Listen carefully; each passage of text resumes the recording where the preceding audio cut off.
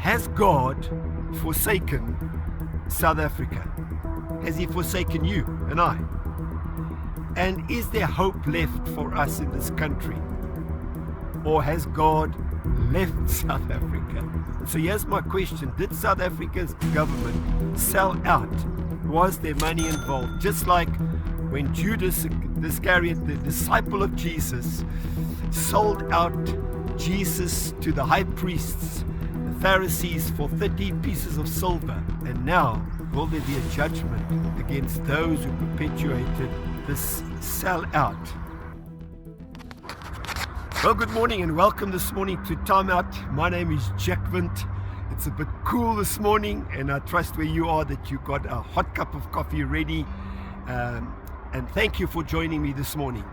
Now, has God forsaken South Africa? Has He forsaken you and I? And is there hope left for us in this country? Or has God left South Africa? Now, I want you this morning, as you listen, I'm going to share some very positive things with you that can encourage you. I'm going to show you something or events that have happened that are very significant for you this morning. So don't go away. Now, I'm asking, has God forsaken South Africa? Has He left South Africa? Has He left you? Is there hope for us?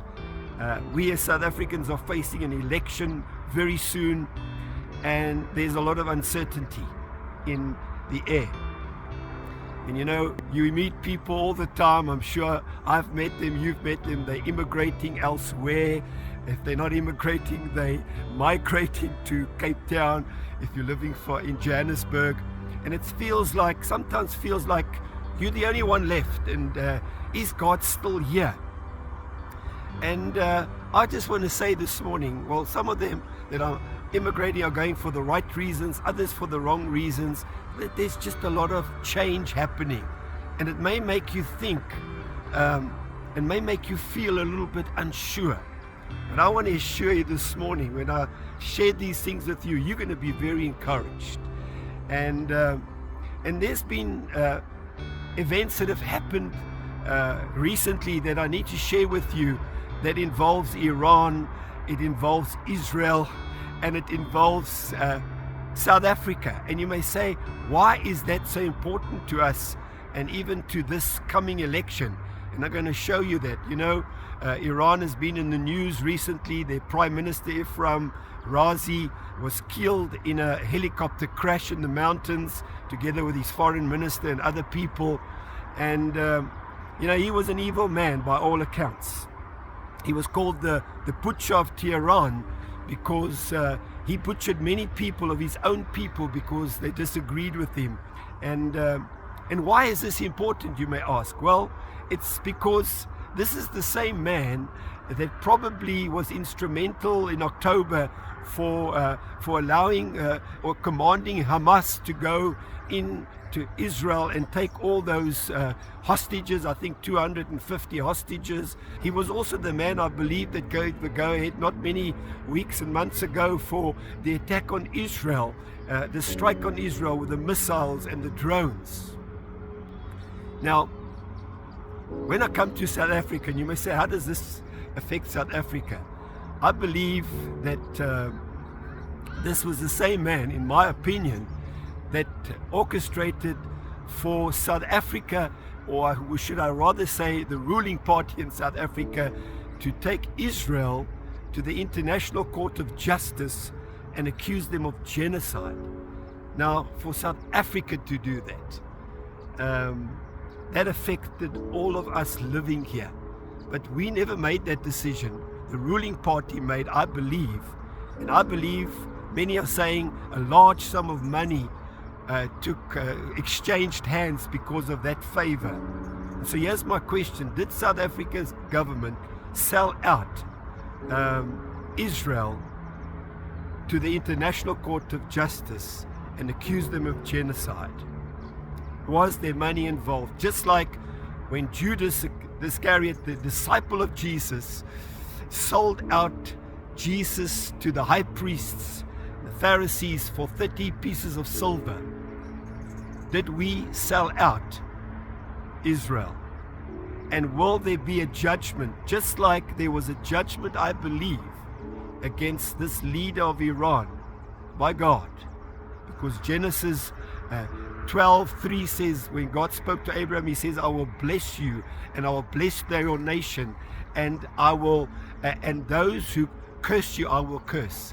Is there judgment coming upon, or has there judgment come upon Iran for all the atrocities? And now, will there be a judgment against those who perpetuated this sellout of Israel? Now, you may get nervous and you say, but Jack, we are living in South Africa and we didn't perhaps even know about it or even partake in it. And I believe God's a just God. And I believe their judgment will come on those that have perpetuated this if it did happen. Now, I want to share an encouraging story with you. Last week I phoned a German friend of mine, or Swiss. They were missionaries in the 80s, and I just want to share this to encourage you. I just phoned them to find out how they're doing. I've known them for many years. They bought a piece of land in the Cape next to a colored community because God told them to reach that community. They built a school, they built a nursery school, they built a track for the children, a skate park track. They're amazing people, and they've really worked their whole lives to reach that community. They've even got a factory where they produce dry fruit and employ people, very ingenious people that have great vision. And the missionary's wife, mother, passed away in Switzerland, and they inherited a large sum of money. And their children urged them to put it in the bank and obviously come home and live off the interest. And they said, no, God's doing something in South Africa. They're going to invest it here. And they invested it in their ministry and built bigger machines so they can do bigger business and help more people. And I was so touched by this, saying, God, you're not finished with South Africa. There are still many great South Africans in this country like you, perhaps listening this morning. And I want to say to you, that could be the first reason why I say to you, be excited about what is happening in South Africa right now. There are many good people in our country, and you are one of them. And so that's a great reason for staying here and for realizing, has God left South Africa? Is there any hope for us? Now, the second one would be God is true to his promises. I remember so many great men and women prophesying what God's going to do in South Africa. He's going to use South Africa to bless Africa, in the continent of Africa. And God is not a man that he should lie. What he has said, he will do. And I want to just say that's a good reason why there should still be hope for us in this country. And I believe the third reason is there's a shift coming. Now, people are saying there's going to be dramatic shift next week when there's an election. I believe there's going to be small shifts, but they're going to be so significant that they're going to affect this country in years to come. And because of that shift, there should be hope for you this morning listening, and for me this morning, and to realize God is not finished with South Africa. And then, of course, the fourth reason would be,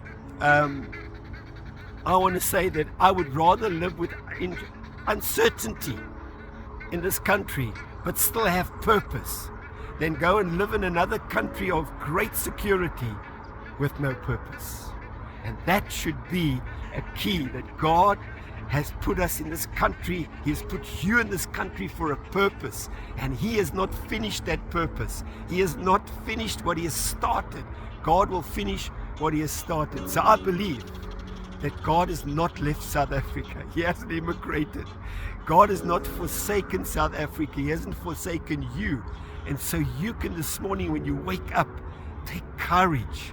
There are many good people in this country. God's promises are still true. And yes, there's going to be a shift, I believe. And you're going to be part of that shift, and so am I. And we can live with purpose. My name is Jack Vint.